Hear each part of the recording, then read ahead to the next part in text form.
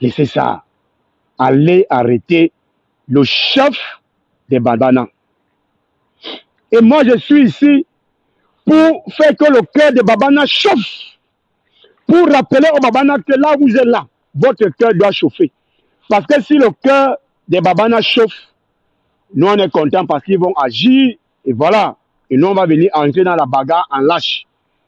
Babana, le clan Biya, a décimé les 2 tiers de vos parents qui étaient dans l'armée et dans l'administration en 84 et en 85. Vous allez les laisser refaire ça en 2025? Non, Babana, vous ne pouvez pas laisser. Vous ne pouvez pas.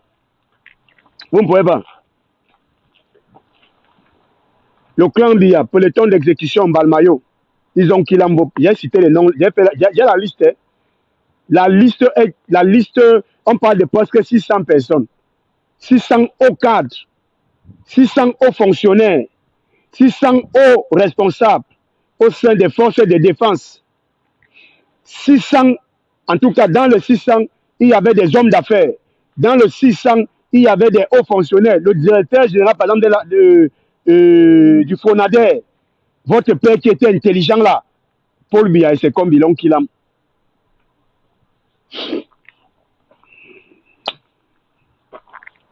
Vous allez laisser? Vous voulez laisser? Vous allez les laisser encore faire ça en 2025?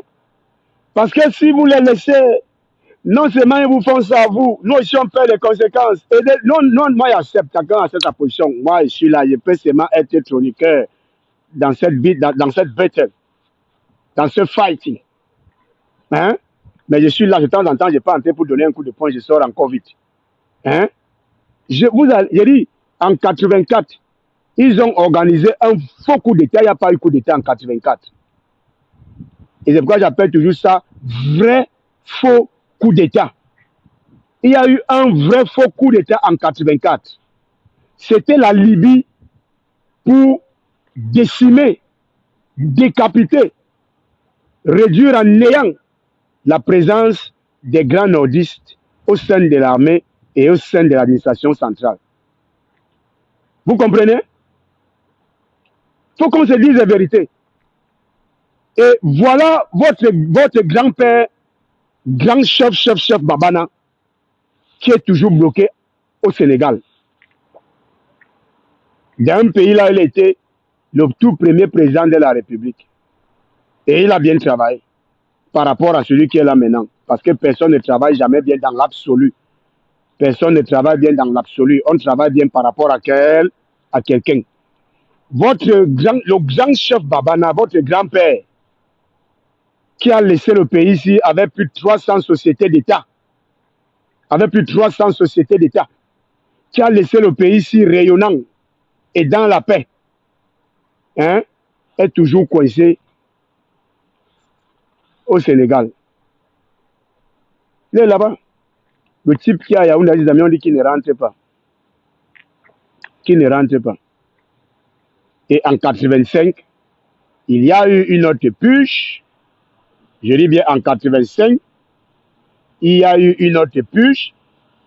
Pas une des moindres. Pas une des moindres, attention. C'était pas une petite purge.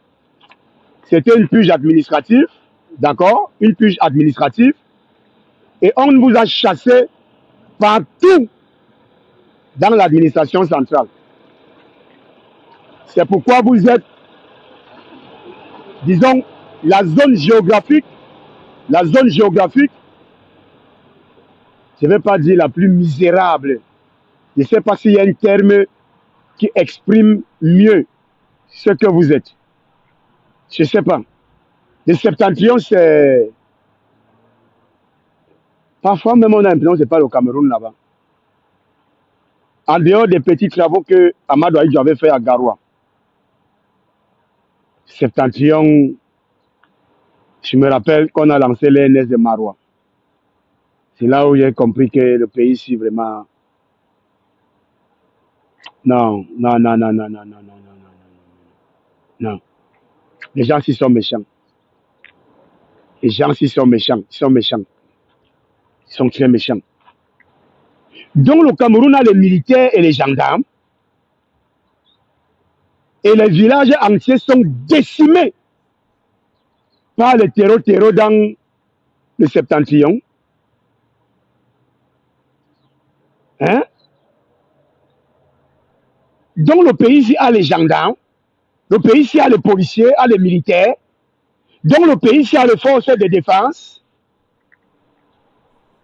Et les gens, on a des villages entiers qui disparaissent dans le septentrion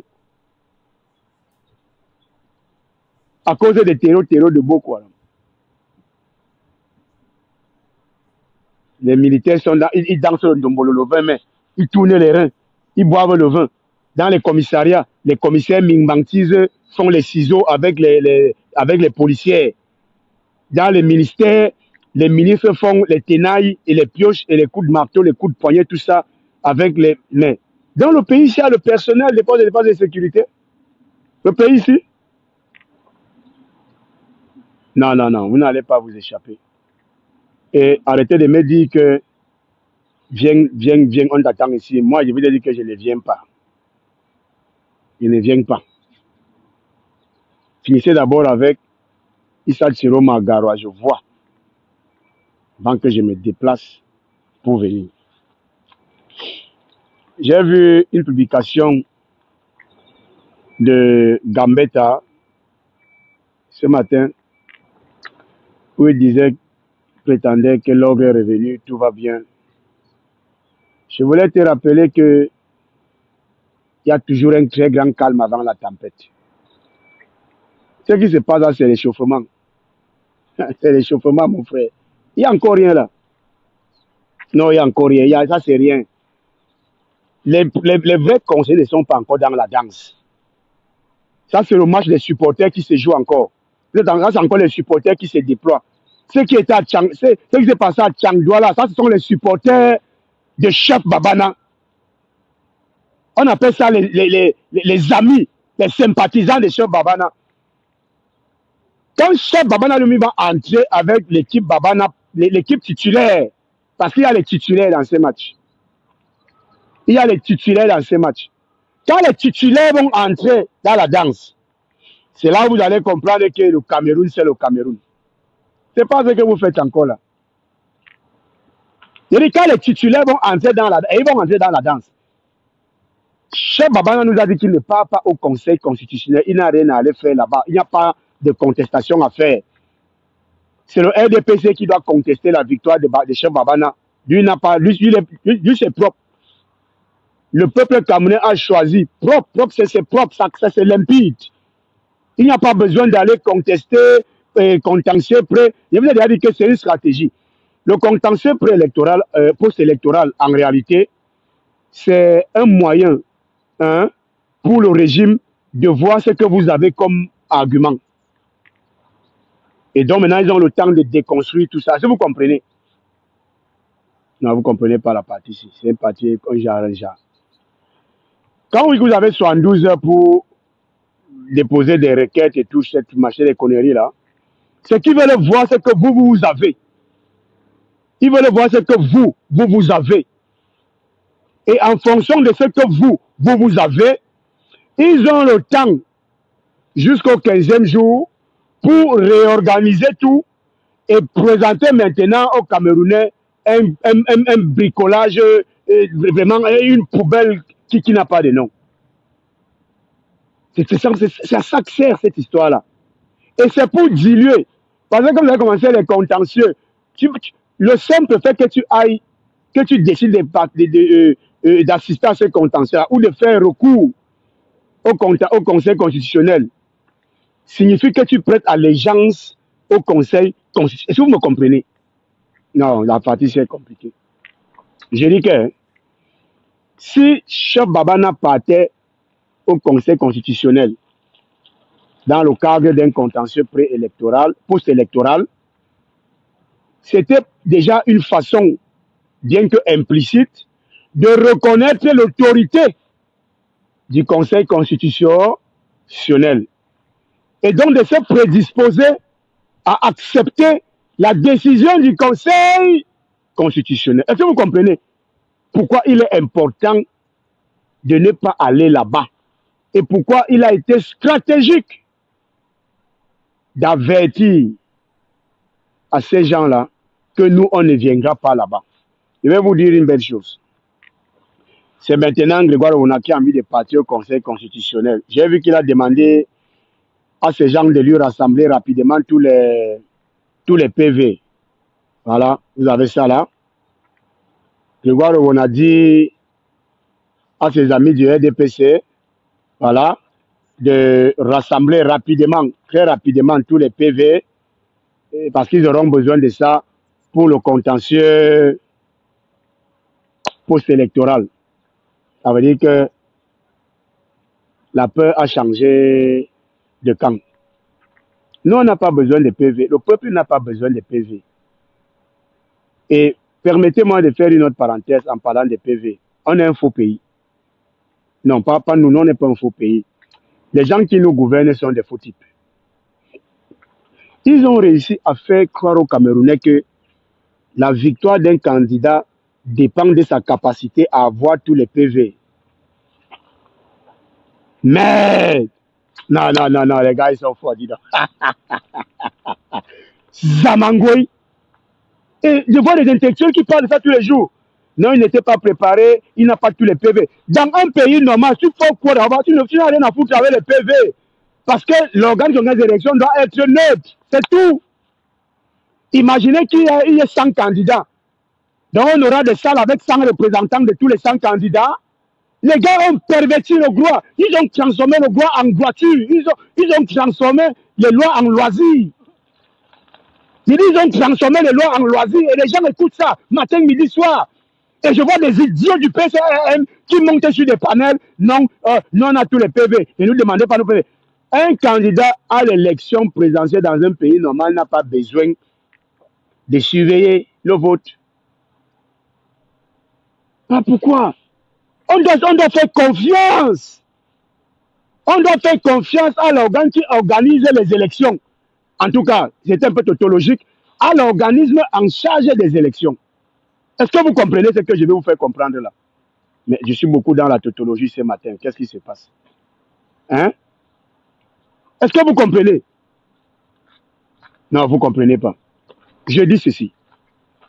Le discours des gens du régime a réussi à formater la tête de beaucoup de Camerounais au point où, pour certains, gagner une élection au Cameroun signifie avoir les 31 000 ou les 32 000 procès verbaux. Donc on a réussi à créer, je vais dire ça, un lien direct entre un résultat favorable dans les urnes et l'obtention ou la disposition de tous les procès verbaux.